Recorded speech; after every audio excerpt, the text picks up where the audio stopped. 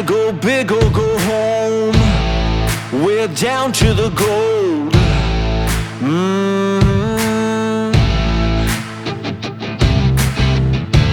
Never been a better time to put it all on the line. Ooh, yeah.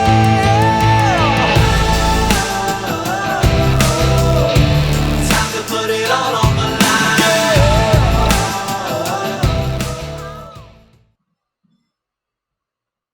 Everybody, welcome back. Welcome. We are here today again. It is Rumber Pod. We're bringing you back a little special, kind of different show planned out for you today. Not exactly our MO. Ryan is on hiatus. He's spending some quality time with his mom. She's in town visiting him. And we have a newcomer in the building with us today. We've got Cameron over here, Cameron Foster.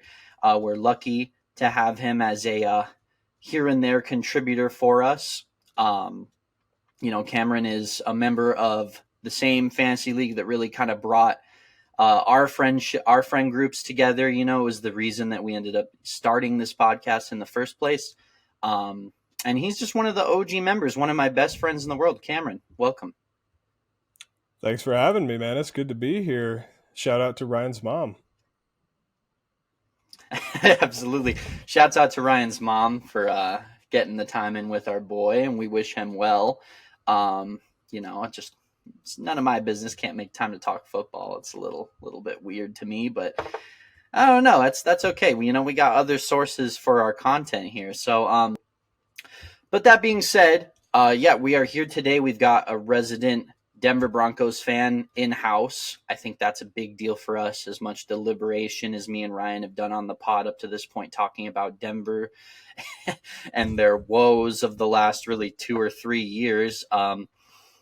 We feel lucky to have another voice in the building, because I feel like maybe sometimes it teeters on a little bit of dogpiling, although I think we are pretty fair about our analysis. And, there are some good things about this Denver franchise that unfortunately don't get brought up often because of the lack of seemingly a ton of positives going on in the franchise right now. But, we'll get into that. We're going to start off with that game. But, the story of the NFL this week to me, Cameron, was, this was the week of upsets. Last week on the podcast, me and Ryan were talking about wow, this week, and that week 5, that is, we were like, this was some really not entertaining football. A lot of close, kind of low scoring games, just kind of poor quality of offense getting put out there, just defense too, really. Just teams were not on their P's and Q's last week, and it made for some kind of not entertaining games. And I think the matchups on top of that, if it wasn't a low scoring snoozer last week, it was a blowout where one team didn't even belong on the field with the other. And that was no good for us, but we got our wish. This week was very interesting. We had a variety of kind of upsets, some really interesting storylines popping up, and we're creeping near to the NFL trade deadline, which has resulted in some even better kind of post week 6 storylines that have popped up. We'll get into a few of those probably with the likes of Leonard Fournette. That we had the McCole Hardman trade today. Come here, kitty. Sorry, folks. She's a little nuisance. But anywho, So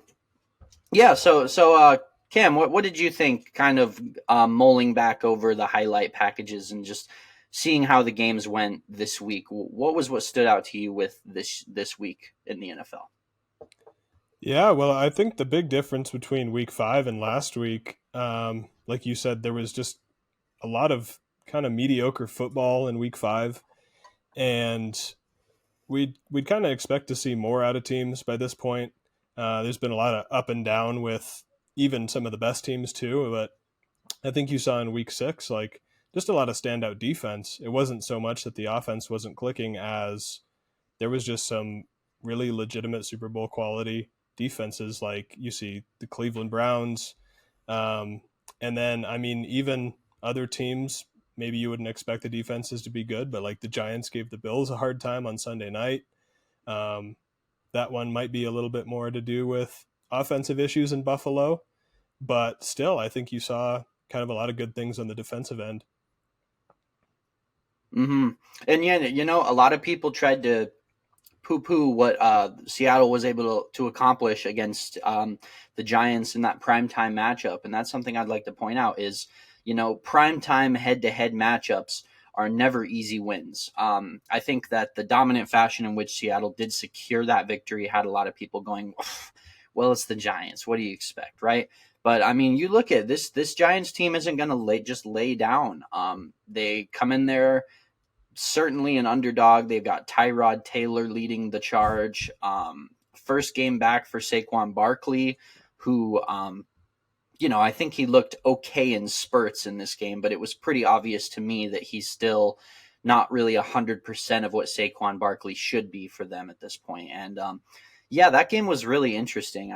We'll get into that in a little bit here, but yeah, so let's just jump right into say the first game of the week then. This Denver Kansas City game, right? It kind of felt like to me, to open it up, the culmination of all of the problems for Denver came to a head in this game, right? Because this is the prototypical streaky team on both sides of the ball. They have put together relatively respectable defensive performances in certain games, even though that's definitely been the weaker side of the ball, in my opinion, this year. And then equally on the offensive side of the ball, they had some like little spurts of good production, kind of what we would have expected to see out of a Sean Payton-led offense, right? But this game felt to me like the joining of the worst of both sides of what Denver has been this year. It was a good performance from the defense until it wasn't, and their backs were broken. And, it felt a little bit to me like it kind of came out of the same page of last year's Denver Broncos, right? The defense puts together a pretty respectable performance through the first 2 to 3 quarters. And by the end, the offense has left them on the field so long that they just, the weight gives out from under them, so to speak. Yeah, I think anytime that you can hold Kansas City to under 20 points, you'd take that, any team that you are. But yeah, really, it's just another week of dysfunction, and something that me as a Denver Broncos fan and a lot of other Broncos fans thought would be over in the Sean Payton era. But I guess it's Adam Trautman time or something like that. Yeah, Adam Trautman time. I know that it's been Adam Trautman time, and he has been doing nothing. I know that from my deeper league where I'm searching for a tight end, and he hasn't been making it happen. But yeah, that's another storyline from this game, right?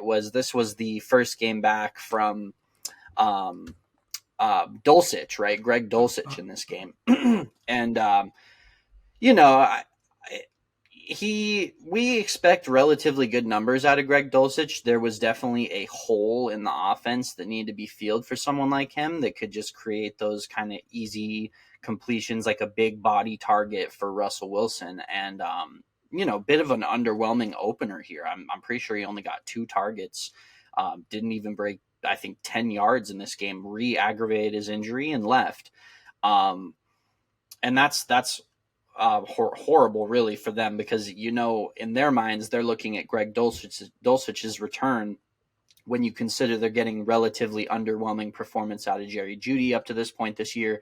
Cortland Sutton has been able to put together a pretty solid season up to this point, and they're getting a little bit of a standout breakout performance every so often from Marvin Mims too. So it seemed like if they could get that one extra threat, maybe this offense could take themselves to another level, maybe overcome some of the issues they've been having on defense.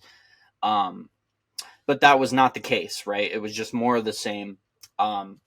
I do recognize, right, Kansas City, they do have a kind of a different style to which they play this year, and it has leaned heavily on their defense, getting it done, holding points to low scores. It's what's made it possible for them with their lack of receiving weapons really outside of Kelsey, and with Kelsey missing time on top of that, the fact that they've managed to scrape together a 5-1 record now is very much to do with the defense keeping the point total for the other team low, so that, Patrick Mahomes can make some magic and find a way to just get above that 20-point threshold, right?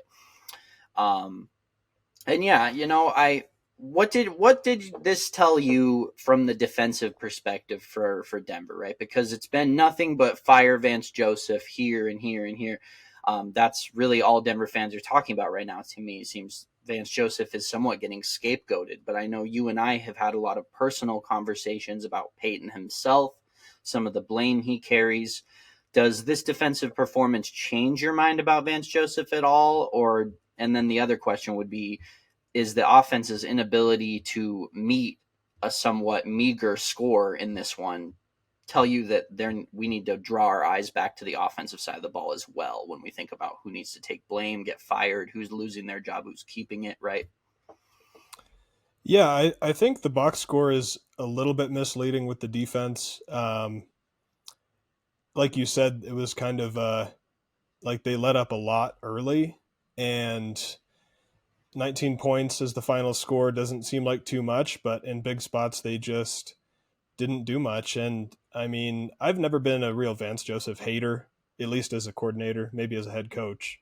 But I think the problem is more to do with personnel than it is with coaching, at least with Vance Joseph. And really, they don't have many players doing too much right now. I mean, I know we've talked before in private conversations about Pat Surtain not playing to his best level, and he is their best player on defense.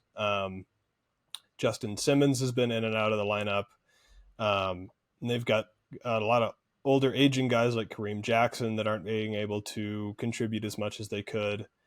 I mean, Nick Bonito's been a nice surprise, a good development guy, and I think their D-line hasn't been terrible, at least with pass rush. But outside of that, I mean, there is really not a whole lot to like about the defense. Maybe you can take away some things from the young guys, like I said, Bonito, or maybe like Drew Sanders as well, but he has barely even played, so you can't really take too much from that either. I think this team isn't 1 year away on defense from being good again, which is funny because last year we were just talking about how if they had anything going on offense, then they could be a really good team because their defense was great statistically despite their offense. But Yeah. I mean, Yeah. they're not a year away from being good again. They're 2 or 3, and I think they really needed a Frank Clark in this game, which is hilarious because they just released him. And he's likely going to be on his way back to the Kansas City Chiefs by the reports I've been seeing. Yeah, that was a really good point that you bring up about needing Frank Clark. You and I both had a very big soft spot in our hearts for Baron Browning as a prospect. He had a really, really flashy rookie season out of a guy that they took with a relatively low round pick. And, we kind of got ahead of ourselves with Browning. To me, I think he's still a very raw prospect. He possesses some elite physical gifts for his position. I'm still very bullish about his future as a prospect, and the same with Nick Bonito. Maybe the ceiling isn't the same with a Bonito, but yeah, I mean, I think the future for both of those guys is really bright. But you're right. With Baron Browning having a relatively inconsistent follow-up to his rookie season, going into this game with no Frank Clark active, right, you were fighting an uphill battle to get enough pressure on Pat Mahomes to have success in this game. And even so, they played inspired football. They held them to 20, but that where I get my hang up with it is how truly good is this defensive performance when you consider the deficiency in the receiving options, and you still allow Pat Mahomes to have a very efficient day on a 30 for 40 game, puts up 300 yards. They didn't allow him into the end zone, but at the same time, they didn't really need to because, Denver just was not able to keep any kind of pace with them from a scoring perspective. And they leaned on that big leg of Harrison Butker that's come in clutch for them in the past. So yeah, It's a tough L. I think more than anything, this is a loss that you can accept as a Denver fan, simply because of the level of competition.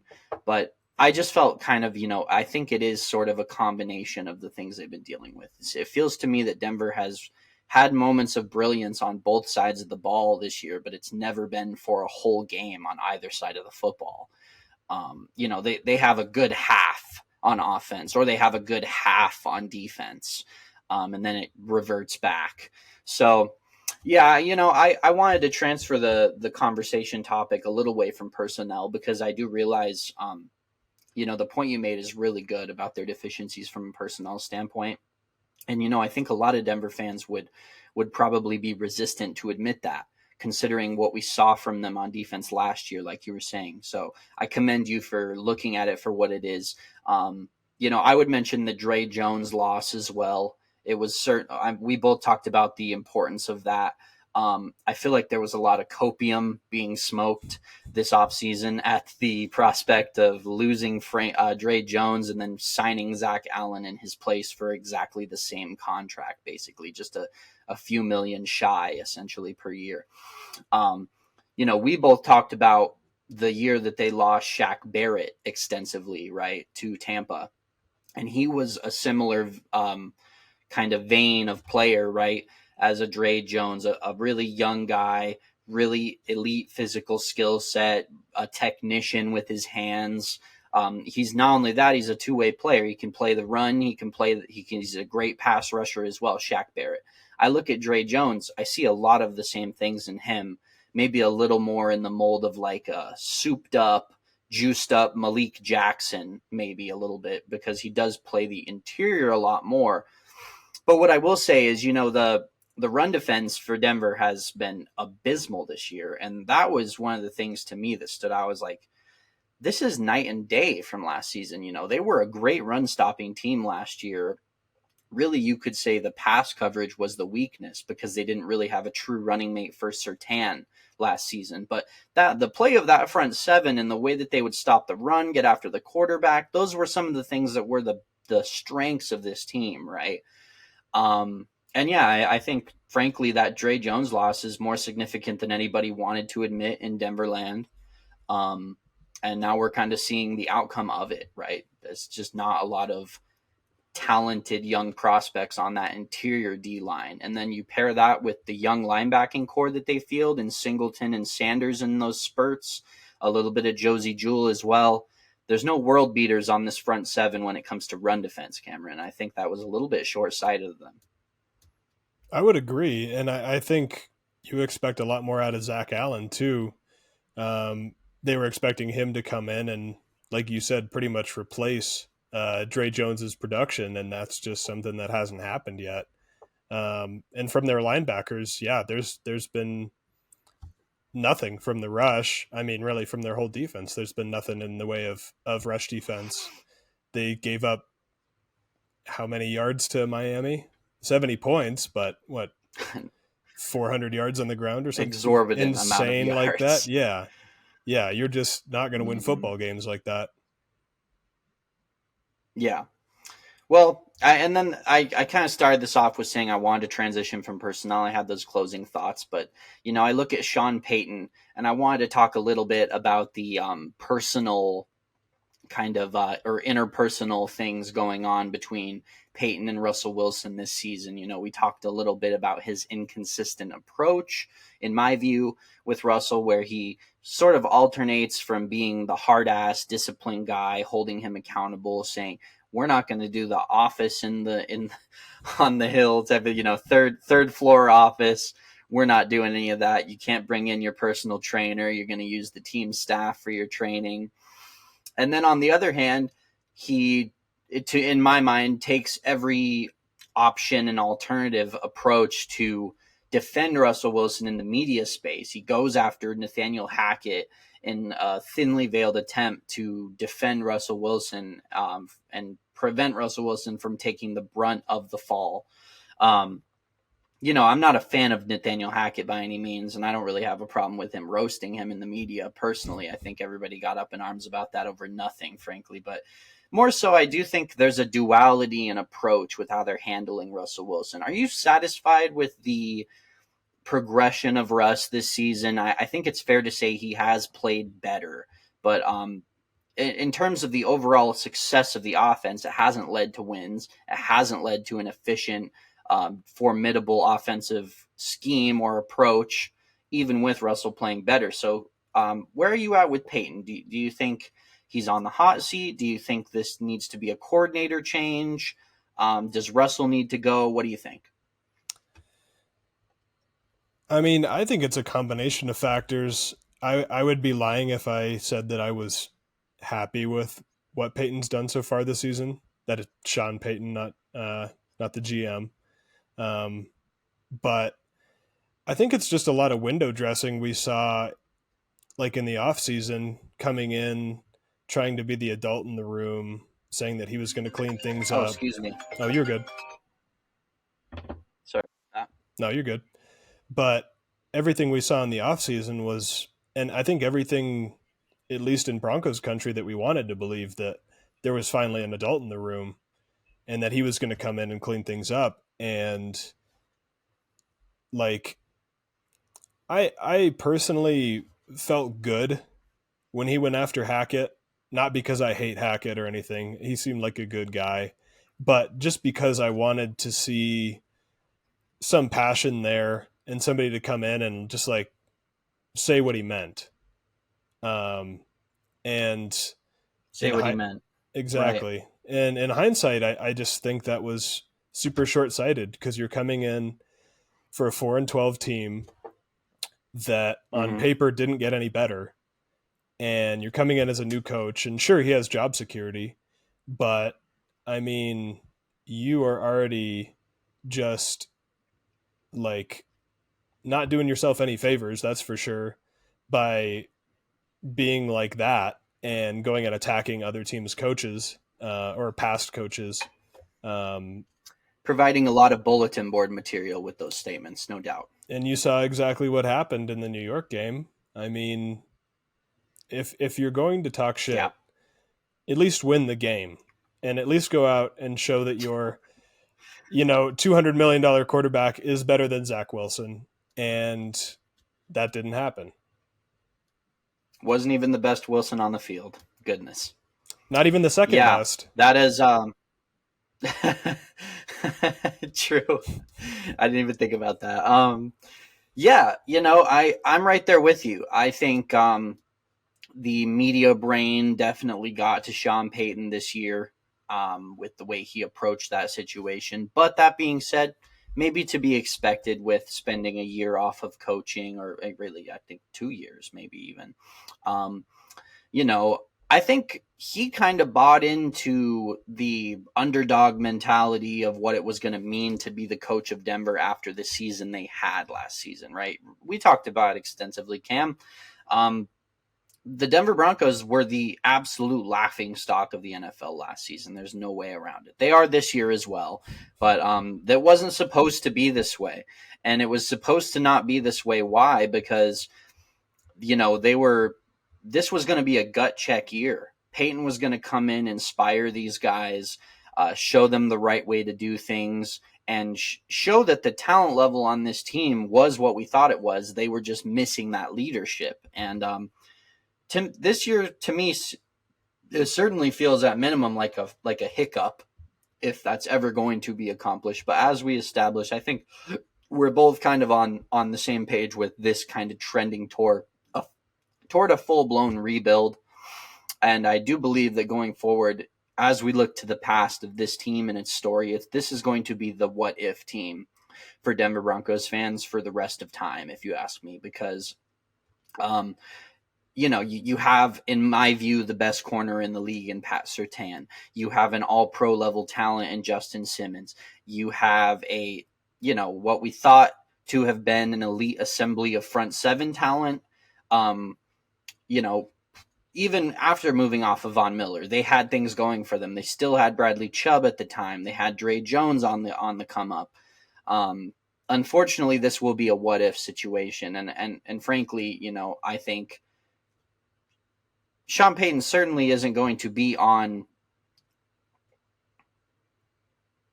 Sean Payton's, frankly, is not going to be on a hot seat anytime soon. I believe Denver ownership completely ceded any kind of leverage they had when they gave up the assets to get him that they did.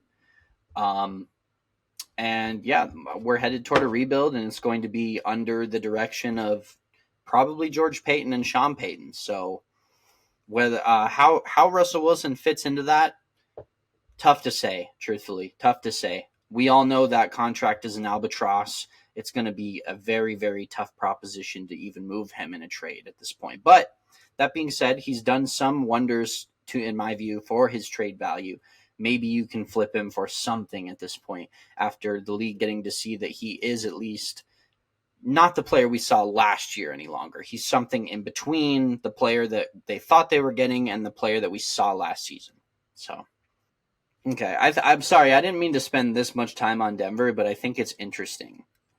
And I think the audience wants to hear it. Yeah, I mean, they really are, last year and this year, they're one of the most interesting teams in the league just from a expectations versus output standpoint. And I think you look at this season and there are big stretches where the offense looks functional.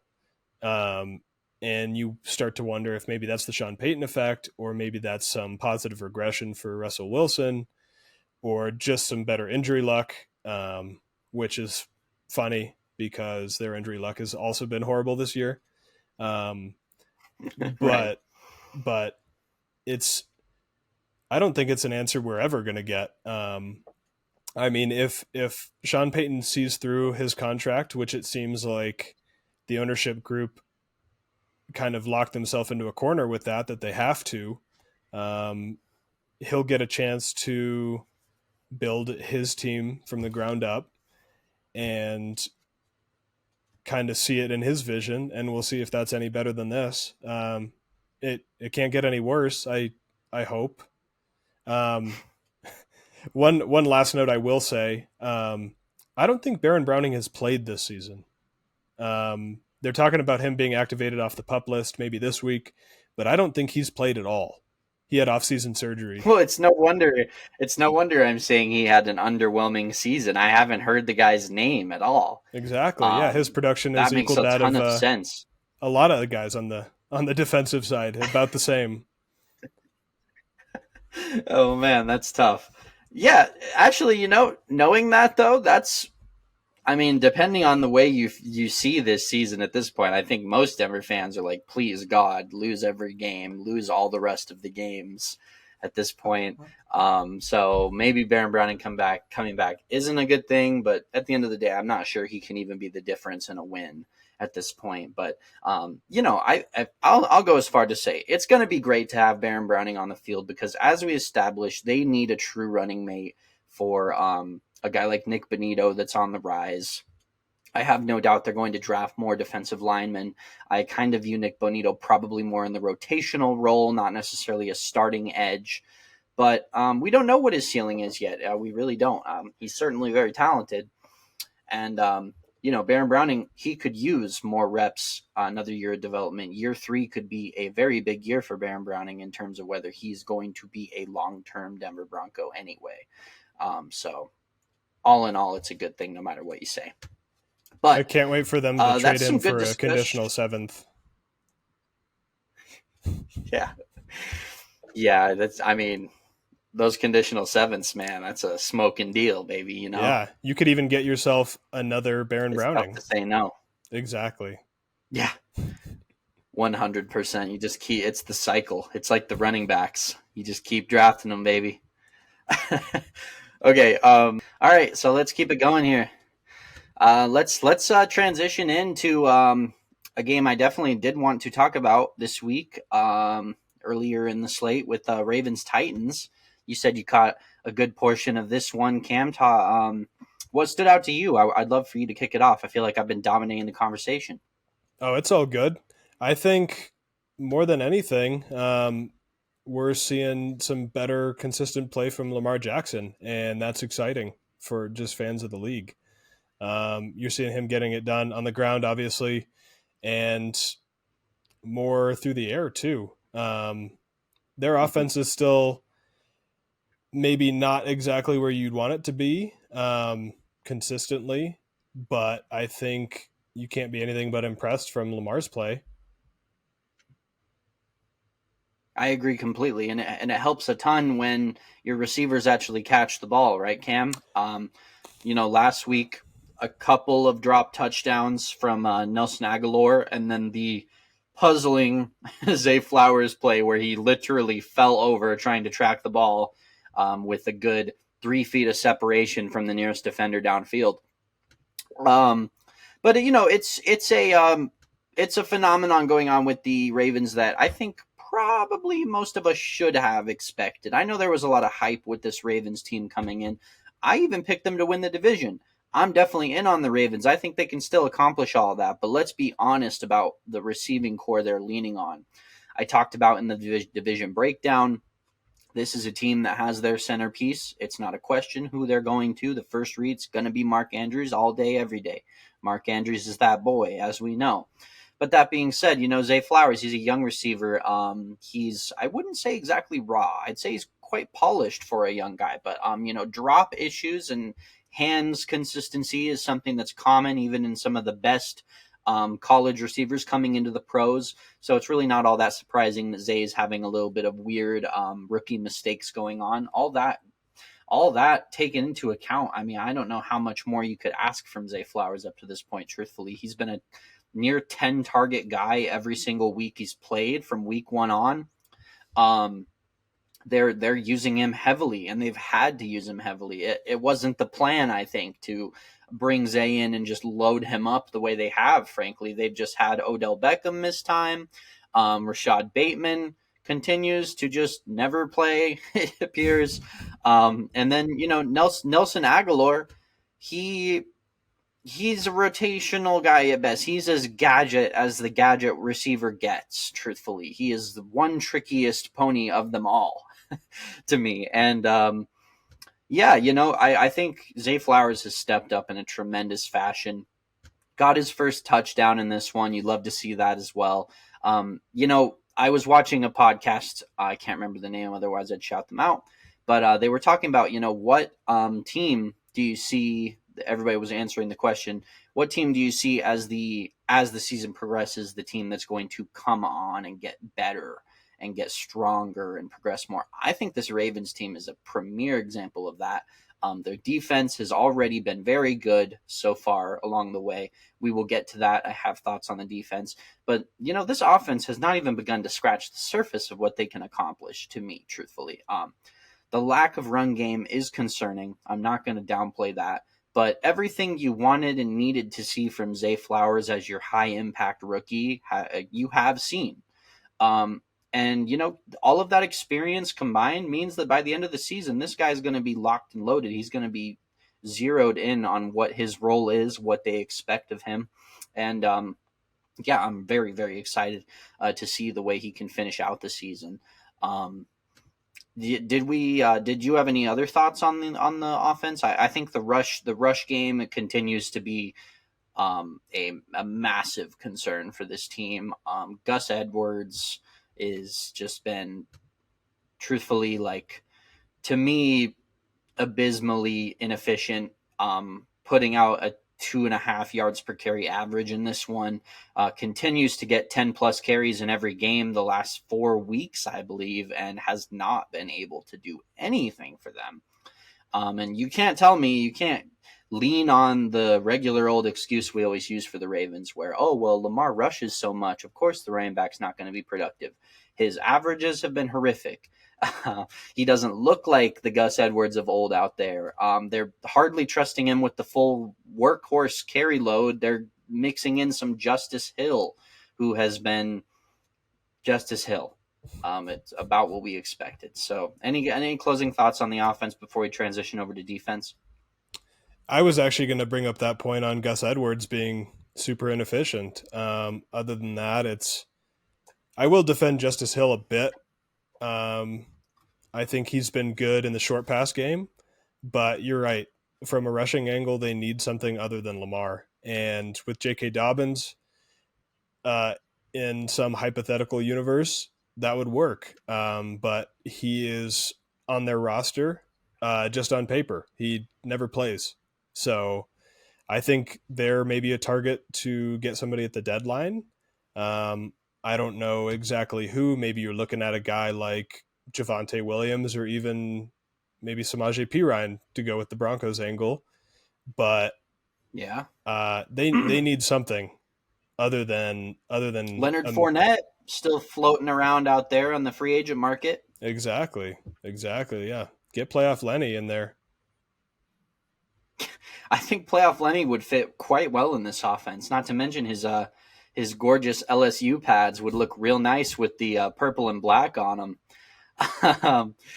That being said, though, yeah, I mean, I think I think we need the Spider-Man meme of J.K. Dobbins and Rashad Bateman, just because neither of these guys ever fucking play, and honestly, I'm sick of it.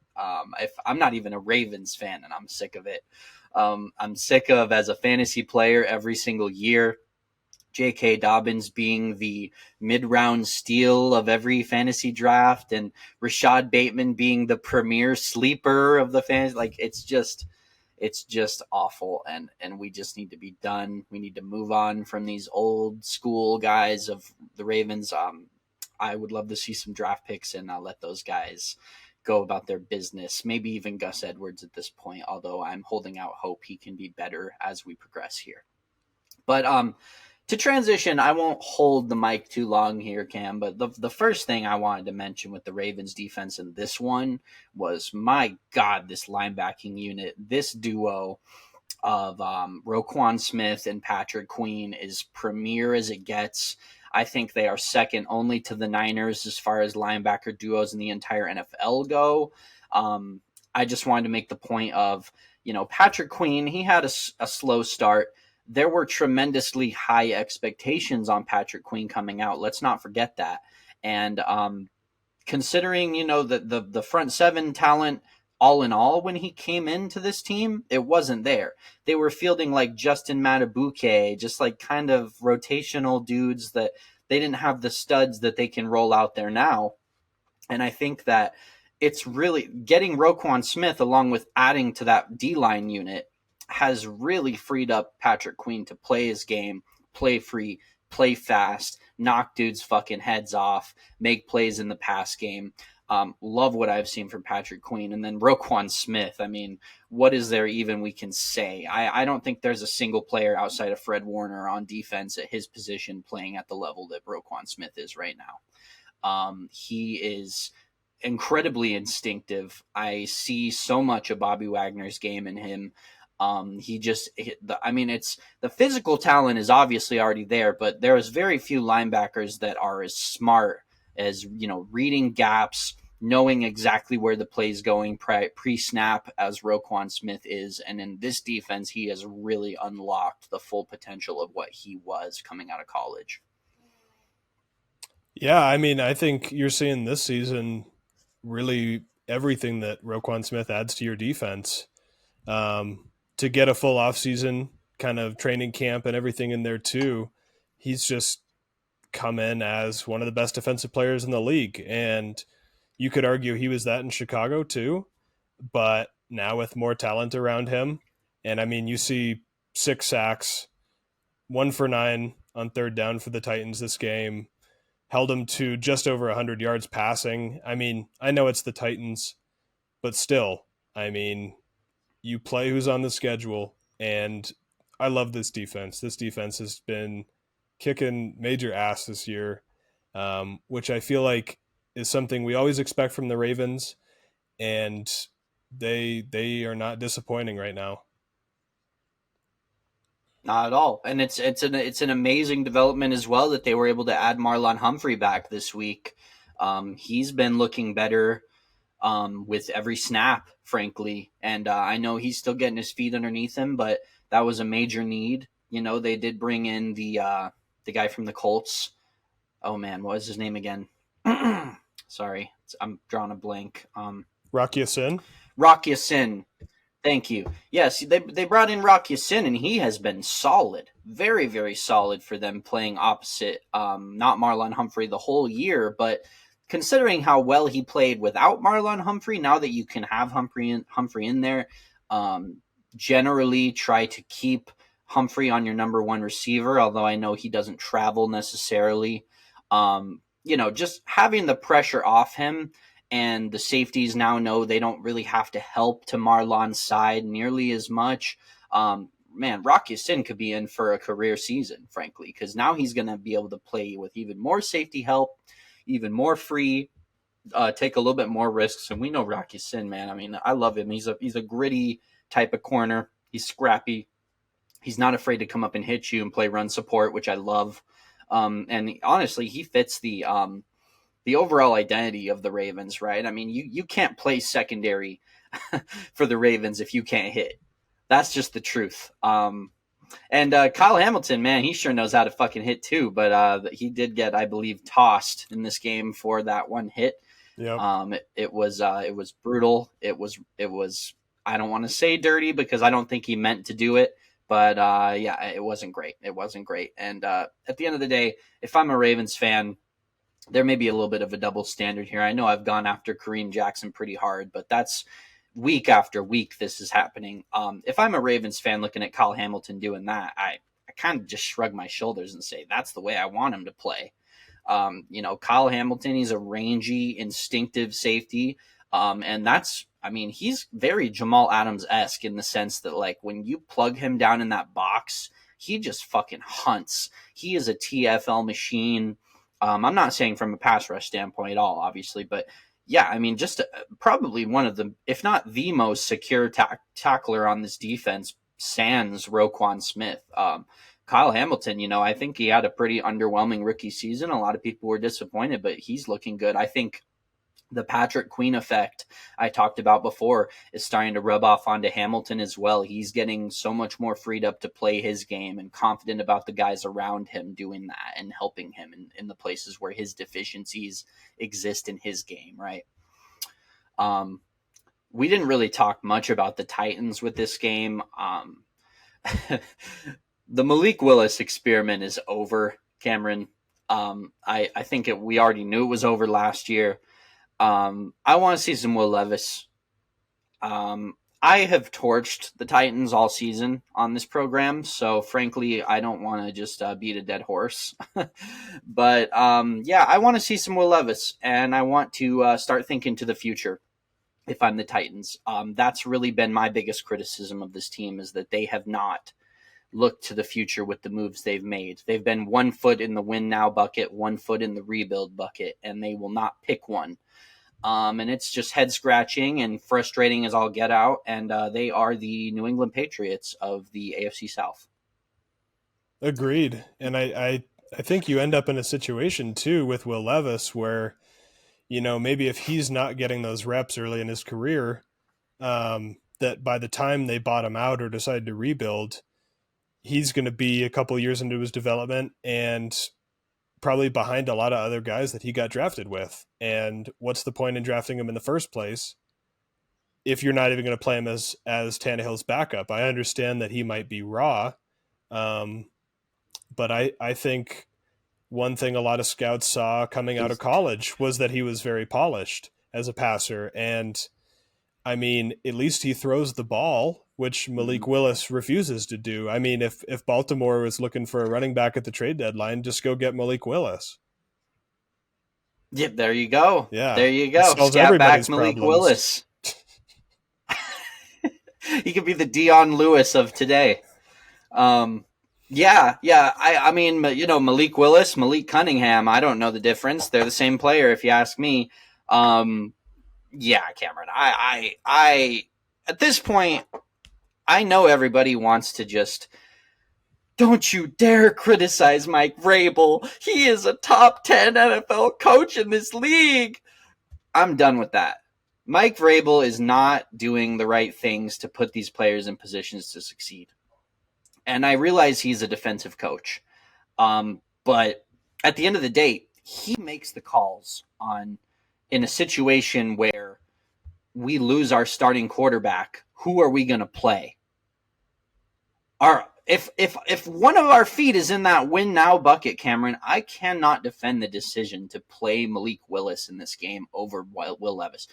It doesn't even fit into with the philosophy they've displayed up to this point, Cam. If you have your other foot in the win now bucket and the other one in the rebuild, well, then what better middle ground of those two philosophies is to get snaps under Will Levis's belt, right? Because it's for the now and it's for the future. Will Levis gives you your best chance to succeed this season. What the hell did you sign DeAndre Hopkins for if the first sign of trouble, you're going to roll Malik Willis out there and make DeAndre Hopkins a utter non-factor for you in how you go about trying to win football games? As you said, Cam, I don't care how raw he is. There's no way he's rawer than Malik Willis, and there's no way he doesn't give you a better chance to win football games than Malik Willis. And I say that regretfully because, truthfully, I really liked Malik Willis coming out. I thought he had a bright future ahead. And frankly, I feel bad for the guy because I think if he had been put into an environment where he was never going to get rushed onto the field, got the Patrick Mahomes treatment a little bit, a year, 2 years even, his career trajectory could be completely different right now. We could be sitting here saying completely different things about this kid. So I apologize, Malik Willis. I mean to go too hard on you. I'm going hard on your team primarily, and I hope you turn it around, truthfully, if you see this somehow. Agreed. Agreed. Free Derrick Henry, by the way.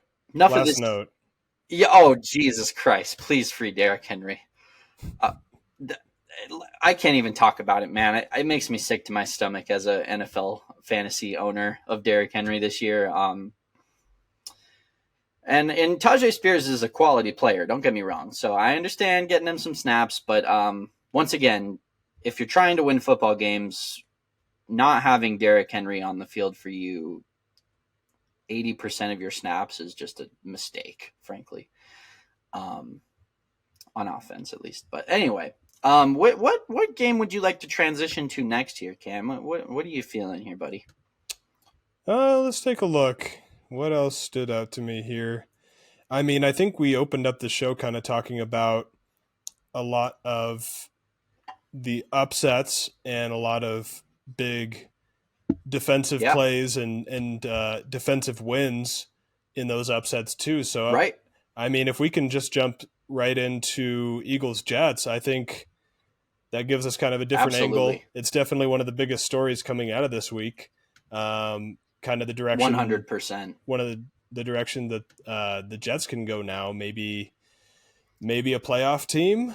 Who knows? Yeah. No, I the first thing I'd like to point out is let's remind ourselves this New York Jets defense was down both corner starters. In fact, if I'm not mistaken, I saw a tweet. I think they were down 4 corners, period, on the roster without 4 of their normal corners active. So no Sauce Gardner, no DJ Reed. That's the biggest headline if you want one. To accomplish this against Philadelphia without your starting corners, it is astonishing. It's, to me, as astonishing as what Seattle did in week 2 against the Lions, if not more, frankly. We know how hot the Lions are. To come in and win that game with your backup tackles, it's tough for me to even decide, like, how much more impact would it have to be without your starting 2 corners versus your starting tackles. Tough to say what would be more impact, but frankly, I mean, the entire NFL world was singing the Seahawks' praises after that week 2 game against the Lions, pulling off what they pulled off. But to me, this was more impressive because this is, to me, a higher tier of opponent.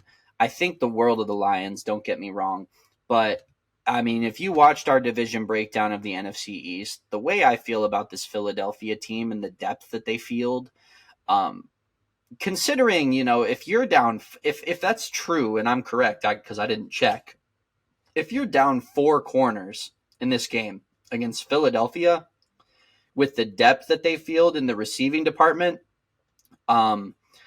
to somehow only allow them to score 14 points in this game, come away with the win. That is just very, very remarkable stuff from this Jets front seven. This is a special defense, Cameron. I don't know how else to put it. This is a special defense right here, and it's really a damn shame that Aaron Rodgers got hurt, because I would love to see that iteration of this team. I agree. Yeah, I think especially not having a guy like Sauce Gardner, who maybe besides C.J. Mosley is the heart and soul of their defense. For them to come through, this is a win you can build on as a team, and it seems like the team is willing to rally around Zach Wilson, whatever that means for their future. But they seem to want to defend him, and they're willing to play for him. So if they can kind of play around his mistakes and keep winning games like this, I mean, it doesn't get any better than Philadelphia, in my opinion. So if you can come out on top against them and their offense, then you got a good chance at any game. 100%. And I mean, this is the culmination. Let's not get it twisted. Philadelphia, they've been playing with their food the last few weeks. They've nearly given up some games over this season to less than their tier of opponent, playing down to their competition a bit. It was only a matter of time before they got, but you would have had a hard time convincing me that this was that week. And getting into playing off of what you just said, Cam, I mean, I understand at some point those mistakes are going to come, and they're going to need to figure out how to play around those, play with those, find a way to get wins despite them. But the mistakes are not nearly as frequent for Zach Wilson as we are used to seeing right now. I'm going to have to eat a little bit of crow here, because I didn't think Zach Wilson would have progressed at all coming into this season when they lost Rodgers. And frankly, I don't know why you would have thought that. He had a single off season. Aaron Rodgers wasn't even in the building till the middle of training camp. So it's not like he was soaking in Aaron Rodgers' genius for years like Jordan Love or something like that. But yeah, the kid has got something. He's starting to figure it out. He's putting it together. And I think it's, I would, echo what Micah Parsons said on his stream not too long ago, talking about, you guys need to lay off of Zach Wilson. This guy is a starting NFL quarterback right now, 100%. I think there are at least 6 to 7, 8 maybe other teams in the league that would take Zach Wilson over their current starter right now, frankly, especially considering his youth, maybe the ceiling that may still exist for a talent of his level. Like you said, Cam, it's not perfect. I don't want to say that it is, but I've been impressed with what he's done, frankly. And the fact that his confidence is getting built back up with these kind of wins, and like you said, the team rallying around him, I think it's worth mentioning, Cameron. We are a year removed from a season where the Jets came out of the locker room with fucking Mike White t-shirts on after Zach Wilson was benched. This team was not behind Zach Wilson. They were not feeling Zach Wilson last season. And I would say more than anything, I have to give a major, major props to Robert Saleh for that being the case. It really shows you the kind of culture that he's trying to create. The fact that even after all of the drama of the benching and the mistakes and the losing the games and then the Aaron Rodgers injury on top of it, it would have been very, very easy for Saleh to have let this get out of control, out of his hands. The panic sets in and suddenly you're spiraling. That has not been the case at all. He has figured out a way to get these men to play for each other, frankly. And it's really... it's refreshing. It's really refreshing to watch a team do what they're doing right now. I don't think I've seen it in a very long time, frankly. Maybe since that Broncos team with Peyton Manning. Just the kind of like camaraderie that exists between them, and that it's not about any one guy. It's all the team effort. I know we're getting a little kind of not necessarily like specific with what we're talking about, but it's worth mentioning, man. This is a crazy storyline right here. Yeah, it's something that I think we could see a lot more going forward. I mean, if the Jets are playing relevant football in week 14, 15, 16, even if they don't end up making the playoffs, it's good for the league that a New York team is playing well. I think that much is obvious, but also, I mean, it is refreshing, and it has a lot of implications around their division and around the league too. 100%. And, looking through the box score here, again, it really is not about any one guy. The way they got this done offensively, really spreading the love around. Brees Hall really carried the day from a rushing standpoint. No surprise there. Um, Healthy per carry average, not exactly going to wow you or blow you away, but I think he is by the week getting more and more close to healthy Brees Hall that we're used to seeing, and did enough to get the win in this one. But from the receiving standpoint, he caught 5 balls, got 50 yards there, so you have to factor that in. Garrett Wilson did get fed in this game a little bit more, nearly got past 100 yards on 8 receptions. And Tyler Conklin getting mixed in. They get the ball to Lazard once. Dalvin Cook gets a tiny bit, although he's been more or less a non-factor. I think overall the box score indicates this is a full-on team effort because there is no one world beater, especially on the offense. But in terms of the defense, man, this is ridiculous to me. First of all, the play of Jordan Whitehead so far this season has been nothing short of a revelation for the Jets. I know he had that standout 3 interception performance against the Bills a few weeks ago. And that was really where that was where a where were you moment for NFL fans, I think, a little bit, where, that was the Jordan Whitehead game to me. That's when I always knew who he was, but that's when I was like, there's something about this guy. He's got something to him. And he just continues to play at an incredibly high level. I would credit to all of the Jets safeties and especially their backup corners, fielding Bryce Huff and Michael Carter out there together. But Jordan Whitehead, I have to say, is a tremendously huge factor in how they're getting this done from a secondary standpoint in this game specifically. He was all over the field playing support to all of these guys. He's been invaluable. It's really, really interesting to see the trajectory on. I kind of comp him to like a souped up Quandre Diggs almost, like as rangy as Quandre, but with the instincts of like an Antoine Winfield a little bit. He's more of an all around safety, but very, very instinctual, can take the ball away. Really love what I've seen from Whitehead so far. Was there anybody that stood out to you, individual player performance wise? I would say Quincy Williams. I mean, you're looking more at the front 7, and there's another guy named Q Williams on the defense that is a big storyline for the Jets. But I think Quincy really took it this game. I mean, 9 tackles, and like that combined with the production from Quinnen, production from guys like Will McDonald, and then not to mention the secondary too. Like they're getting it done at all 3 levels of the defense, and that's what's really winning them games right now. I do love Jordan Whitehead. Yeah, it's if I'm not mistaken, those guys are brothers, correct? Quincy and Quinnen. I don't know. I I know I think this Quinnen. is potentially the. Well, hold on, let me look it up. Yeah. Say what you're gonna say. Oh, I was gonna say I know Quinnen went to Bama. I don't know where Quincy went. Not that that means everything, but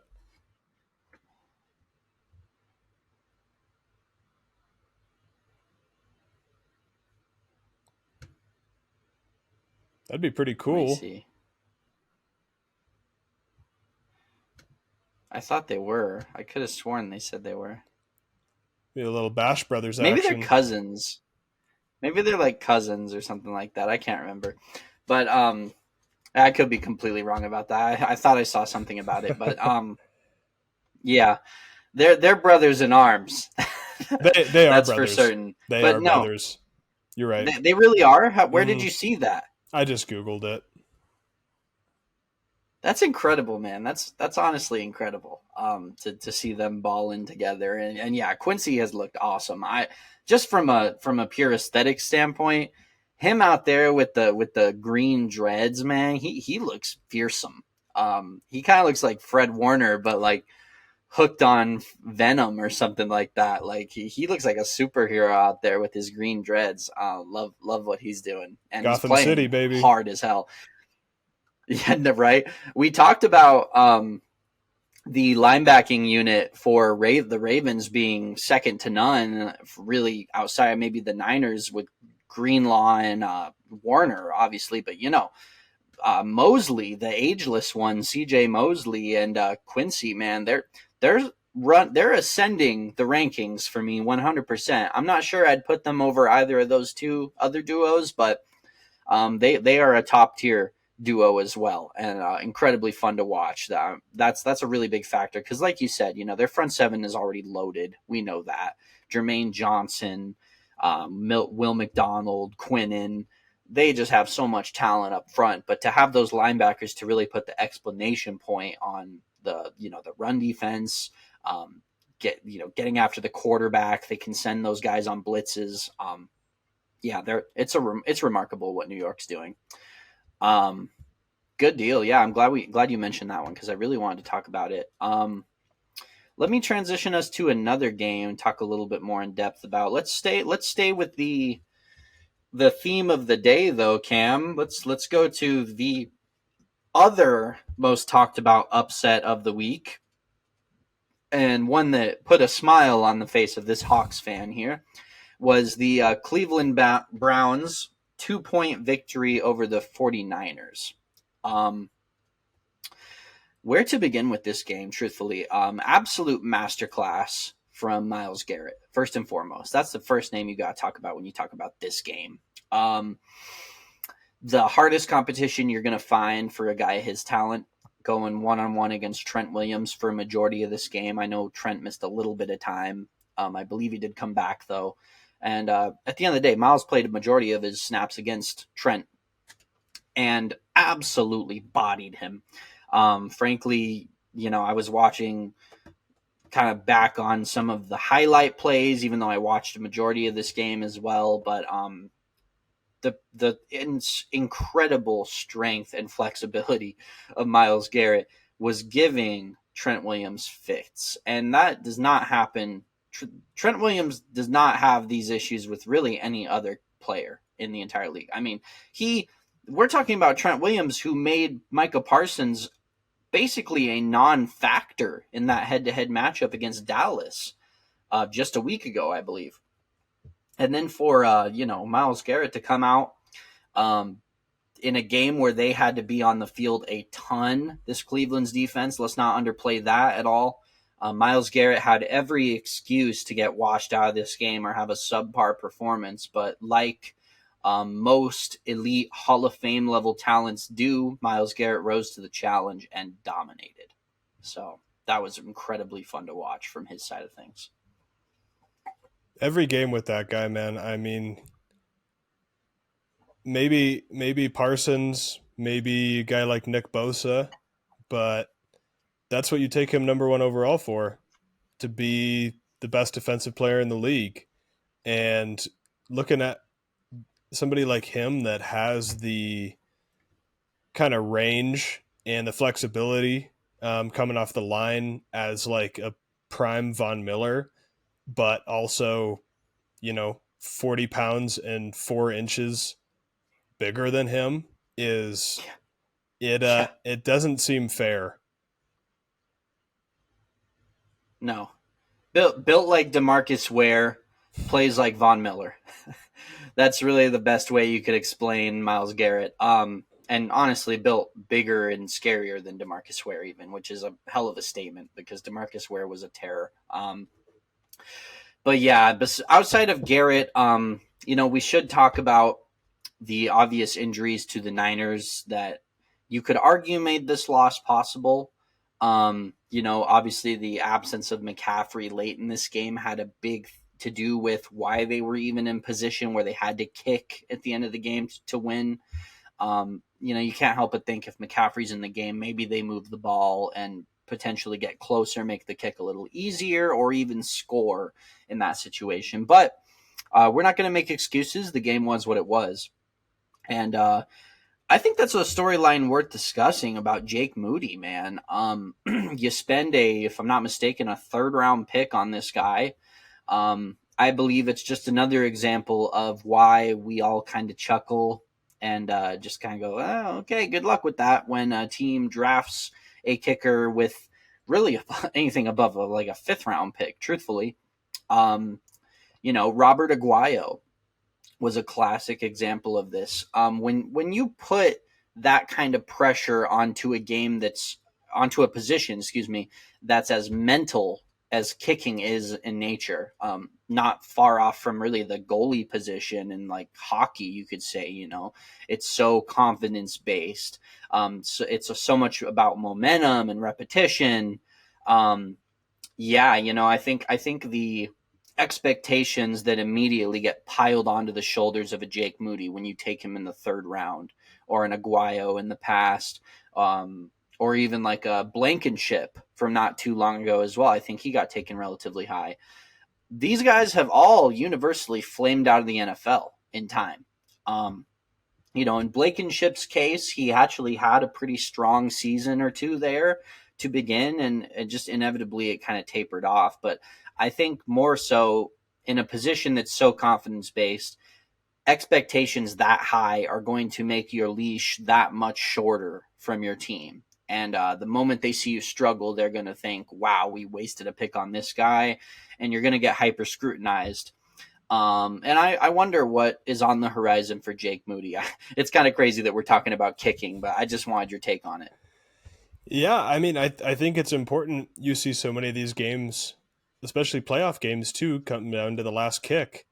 And it really isn't important until it is. And if they're willing to invest a third rounder in a kicker, then yeah, he better be good and he better make a 41 yarder to end the game. Especially Yeah. especially replacing a guy like Robbie Gould, where they let him go when they really didn't need to. Um, No, it's kind of hardly saved any money from doing it. Yeah. yeah, it's kind of showing maybe that wasn't a great decision. I think it's funny that you mention Roberto Aguayo and some guys like that. Um, just goes to show how great Sebastian Janikowski was, being a first round pick and still carving out a See really good that? career. The I mean, only one, yeah, the only one to live up to the hype, right? yeah. Yeah. That's unbelievable. But enough of I kicking. forgot about that, man. They used them. Yeah, yeah.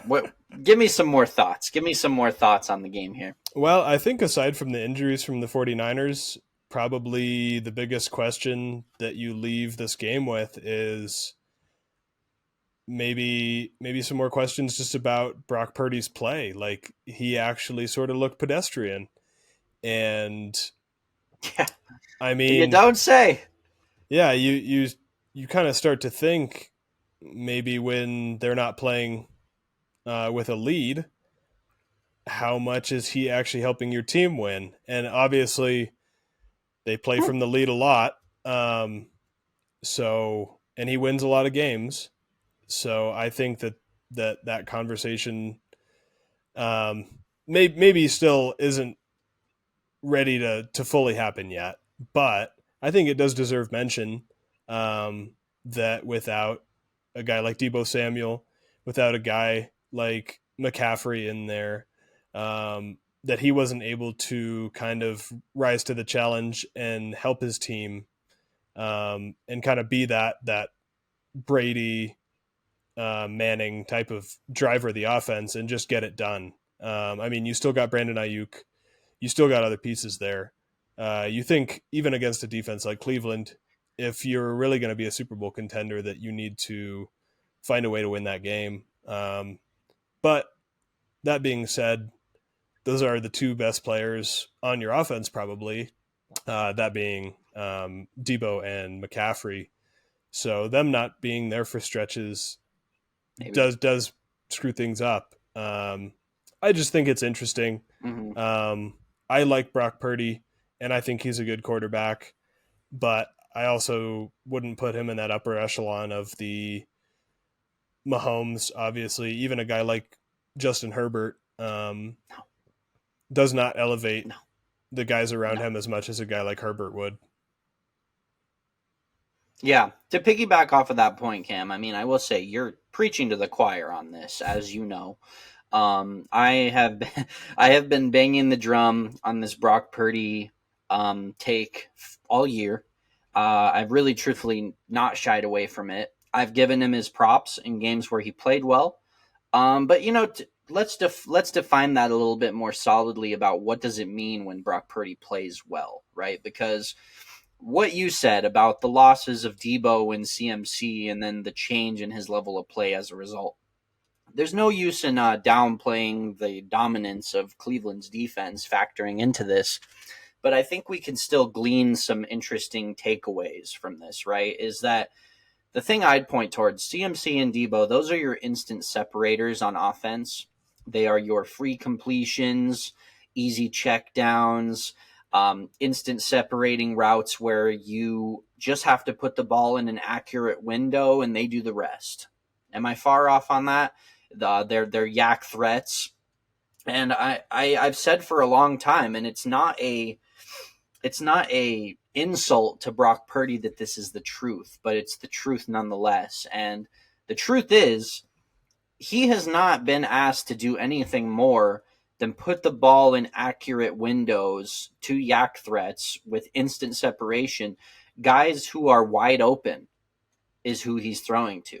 And I know that's such a simple, almost brain dead way of saying it. It sounds too simple to be true. It sounds almost stupidly simple, but that's the truth. He's throwing to wide open receivers on crossers. He's throwing check downs that go for big yardage. He's throwing screen passes that go for big yardage.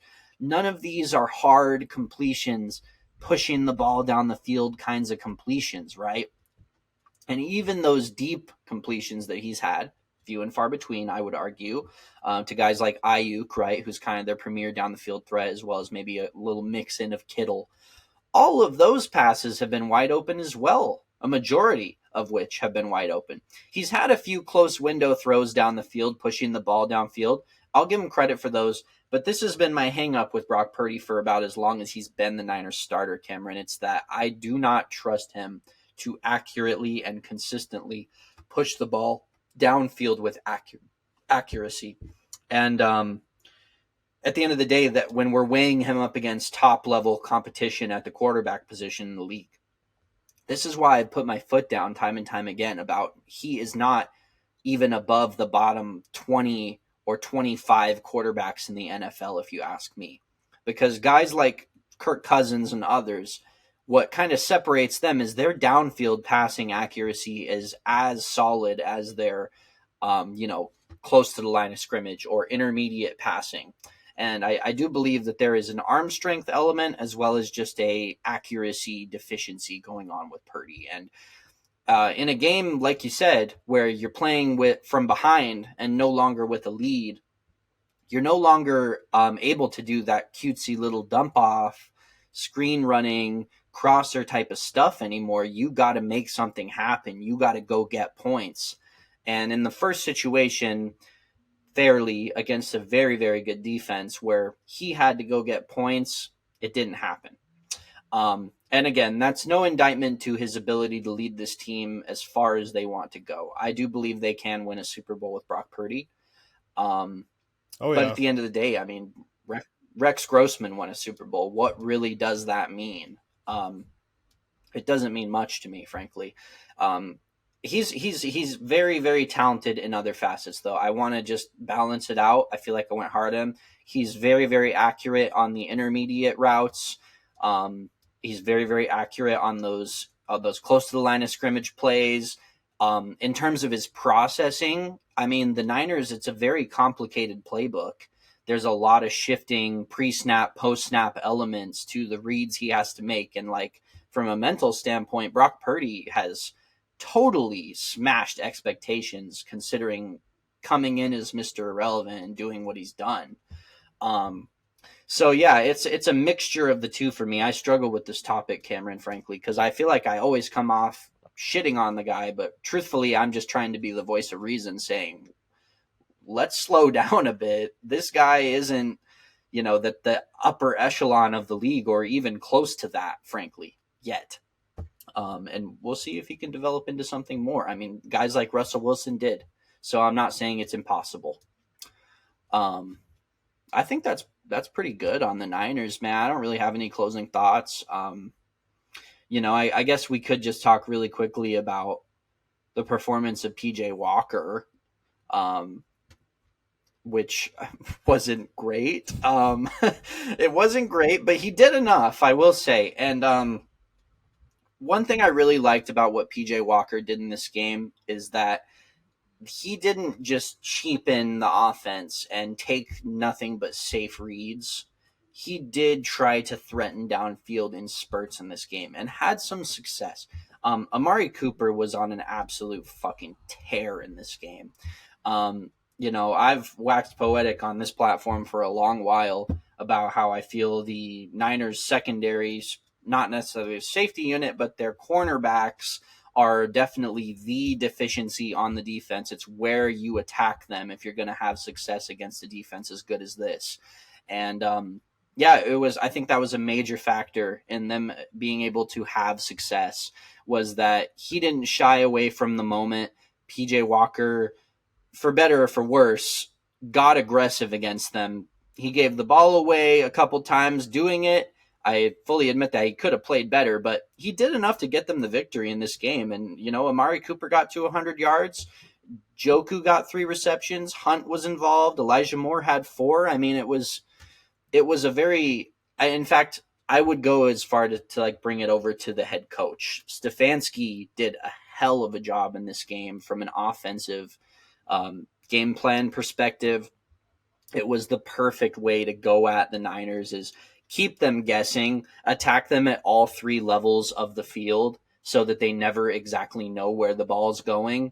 In a game where you have your back up against the wall and you're playing a team as quality as the Niners, without a game plan of that level from Stefanski, who I think is a hell of a coach, that they could have never been in this game, frankly. So. Did you know that his first name is Philip? Philip Walker? Yeah, I know. That threw me for a loop as well. I was like, who the hell is Philip Walker? I wonder what the J stands for. What does the J stand for? PJ Philip Jonathan? Jonathan Walker? Jonathan. Yes. Yeah. That's a name we know and love. I will say it feels so refreshing to maybe not root, but to feel good about a Browns team that is not quarterbacked by Deshaun Watson. I almost forgot what it felt like. Yeah, I know. I'm so glad you said that, Cam, because that was something I wanted to mention on the pod this week, is that, man, I spent so many years appreciating and loving and supporting what the Browns were becoming under Baker in those years, where they added all this defensive talent and they had that fun duo of Odell and Juice Landry for a little while. They were everybody's favorite other team that wasn't their team, and for a little while there. That Deshaun Watson thing just put a horrible, negative, bad taste in your mouth, and almost they're universally rooted against now. But yeah, it really does remind you just how fun this squad is and how talented they are and how much edge and ferocity they play with, especially on the defensive side of the ball. So this was a hell of a game, man. Really fun watch. Yeah, exactly. I hope that they get worse when Deshaun Watson comes back. They can just go. Just go with Philip Jonathan the rest of the season, all the way to Super Bowl. Give me more Philip Jonathan Walker, baby. I want it. All right. we're running a little short on time here. I kind of want to do one more game. One more game, Cam. And you're the guest of honor. You're the guy that, nutted up, got on the broadcast with me, said, fuck it. I'm going to show the world what I got. And I love it. I appreciate it. So you do the honors. What game are we finishing on here, Cam? Yeah, man, I really just came on here wanting to talk about the Patriots and Raiders game. That Okay. All right. just That's the gets end the of the blood episode, pumping. folks. That's going to No, be it. Make sure you like and subscribe. no, I think if there's any game we should talk about, it should be Cowboys Chargers. I think the Bills game is noteworthy as well. But we already sort of touched on that earlier in the episode. So Yeah. I think going into Dak versus Herbert. Yeah, I agree. This is a must talk about game here. And we're talking about all of the controversial squads today, Cam, because I have had some hot takes that I've popped off on a lot of these teams this year. So, once again, why don't you kick us off, man? What stood out to you in this game here? Well, I mean, the Chargers are just going to keep charging. Mm-hmm. They're gonna steal defeat from the jaws of victory. And Yes. Oh my God, Cam! Before you even continue, thank you for saying that correctly. That phrase, because um, Ryan, he always says stealing defeat from the grasp of victory, and I corrected him the first time. I said you meant jaws, and he kind of rolled his eyes. I think it was a funny moment. I'm sure some of the audience will remember, but I just want to clarify for the broadcast: it is jaws of victory. It is not grasp of victory. Thank you for being sane, Cameron. yeah, Continue. come on, Ryan, get it together, man. Seriously. No, I think you really would like the Chargers to come in here and win a game like this, especially against a Dallas team that has been very up and down, especially on offense.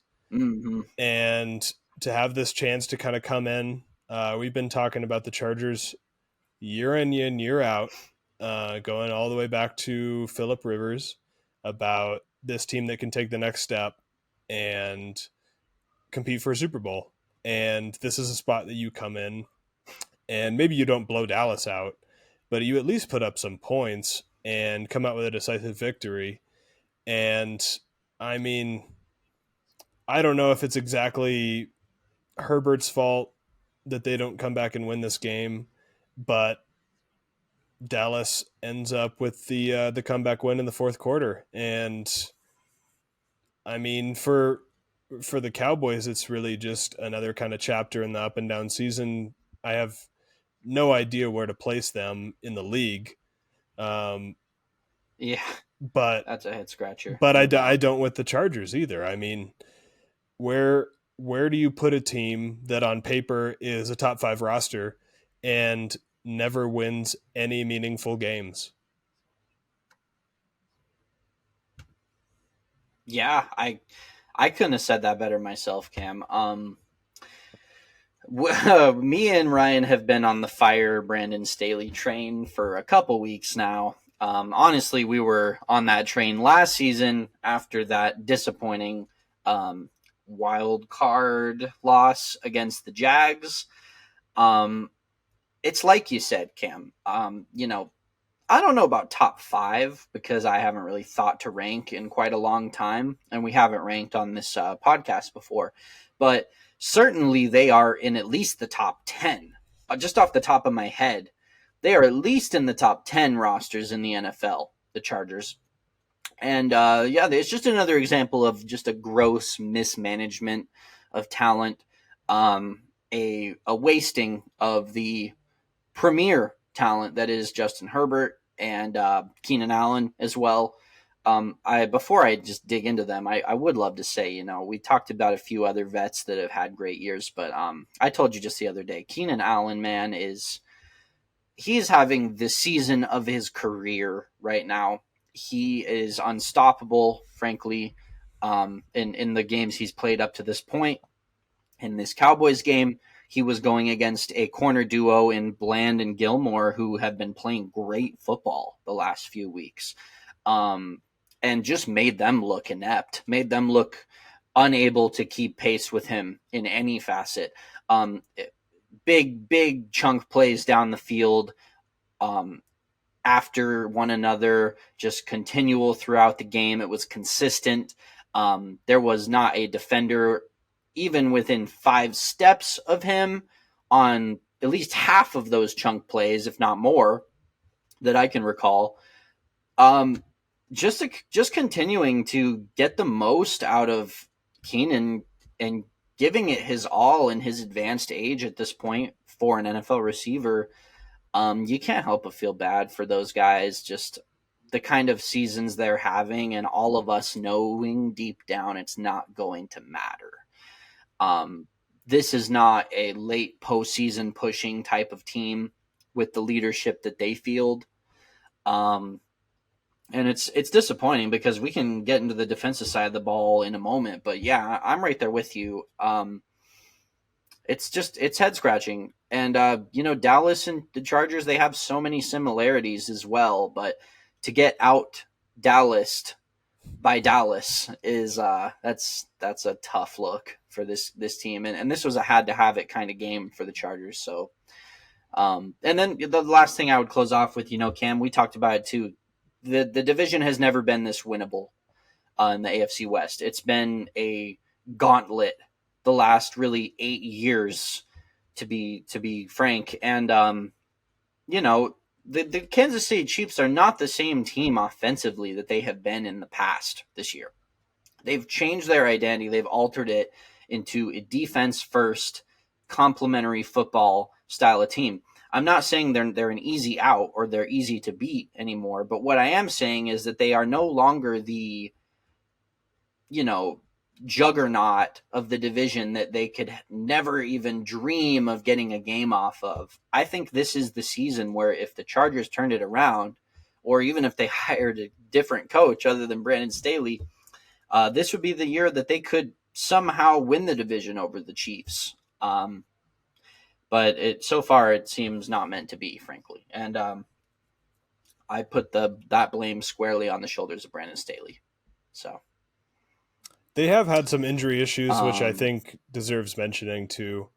But yeah, when you have a team that when there's going to be must-win games that they're going to get out-coached, that's not a good spot to be in. Yeah. When's the last big win you can remember the Chargers getting in prime time, or a game that they had to have, like a clutch win? Can you think of one? No. And something that really grinds my gears about NFL Twitter is that a bunch of people will go on and be like, Justin Herbert has like the third most amount of game-winning drives of any active quarterback in the league, or he leads this category in like fourth quarter comebacks or something like that. And they love to talk about how he leads these categories. It's like, but he doesn't win meaningful games. And I mean, you look at who's up there with him in the stats, and it's guys like Kirk Cousins, who is notoriously horrible in prime time. And it's just a flawed stat. It's something that I think just deserves mention because it's funny. People want to defend their guys, and I get it, but yeah, and I don't want to I don't want the audience to misinterpret what you're saying as, oh, Derek, Justin Herbert isn't clutch in key moments and is not on an elite tier of quarterback. I think you think very highly of Justin Herbert the same way I do. I think he's knocking at the door of that Burrow, Allen, Mahomes tier right now. He's right at the echelon. Yep. But at the end of the day, like you said with that stat, it's funny that you mentioned that. I call that the Derek Carr stat. Because for as long as I can remember with the Raiders, Derek Carr was great in games where they were supposed to win, and he would beat up on bad opponents, and then whenever they got real competition, he would fall on his face. And that phenomenon of the fourth quarter comeback is supposed to get everybody juiced up and excited about their guy. But yeah, like I would say less of, does it look bad on Justin Herbert? No. But why does he have to come back in these games in the first place, Cameron? Why do they never lead these games throughout? Why do they never go into the half up with the offense that they have, which is a hell of a freaking offense, if you ask me? Especially under Kellen Moore. Kellen Moore has really done everything he was supposed to do coming in to replace Lombardi as the offensive coordinator here. He's made Justin Herbert even more efficient, even better, has Justin Herbert pushing the ball downfield more consistently. He's held up his end of the bargain, but where's the defense? Where's Khalil Mack? Khalil's had some good games so far, but he's been a bit streaky, as he has been since getting to the Chargers. And at the end of the day, like as a unit, they aren't holding up their end of the bargain, and the offense does share some culpability in the fact that they can't get going this season. But yeah, I ask again, like, why do they have to keep coming back in these games? A team, like we said, that has a top 10 level of overall talent on the roster shouldn't even be in the category of leading or contending for most fourth quarter comebacks, because why are you coming back if you're this head and shoulders above of everyone talent wise? It's head scratching, and yeah, I agree. That's asinine. I don't like that stat either. I totally agree. Couldn't agree more. And in the Kellen Moore revenge game, they didn't come away with a win. Got outcoached by Mike McCarthy. Yeah. Oh yeah, that's true. Maybe I'm glazing Kellen Moore a little too much, but no, I like Kellen Moore. I liked what he's done so far. Yeah. I bet he wanted this one though. I guarantee you, I bet he wanted this one, and they didn't pull through. I mean, you scored less points than the Philip Jonathan Walker led Browns this week. What do you think about that, Cameron? You scored as many points as the Mac Jones Bailey Zappi experiment in New England. Malik Cunningham mixed in little spicy seasoning. Oh, I don't know. Did he even play? I didn't look into his snaps. I don't care. Who the fuck cares? Yeah. True. Yeah, well, I feel like we did a good job breaking down. Like, these were the games I really wanted to talk about 100%. We won't mention the Bengals-Seahawks game because, as you know, I'm running defense. We only talk about them when they win. No, I'm just kidding. We're getting our boy Cam up to speed over here. I'm going to use that excuse. Cam, this is his first episode. I think he did a hell of a job. What do you guys think? Leave a comment. Tell us, do you think he sucks? Do you think he's great? I think he's great, personally. Yeah, bully me online. We'll find out, but yeah, 100%. But Cam, again, man, thank you for coming and doing the guest host spot. You guys are 100% going to see more of Cam in the future. Me and Ryan are the mainstays, but I don't know. We'll work it out. We'll see. If Cam wants to pull up, we would love to have you again, I'm sure. And more voices and more opinions is always great. So we're not just in a fucking echo chamber. But anyway, yeah. So the last thing I'd say, like and subscribe. I worked really hard this week to make sure you guys got some content from us on Rumber Pod, and I just appreciate all of my long-term listeners. And if you've been checking in on the videos here and there, maybe haven't quite hit the sub yet, stop Tennessee tightening me. Jump in that bucket. You know what I'm saying? You you can't have both feet in. You're either in Rumbler Nation or you're out. And we'd love to have you over here in Rumbler Nation. It's a good time. And that's all I got for you guys. Thanks for watching. Thank you. Peace.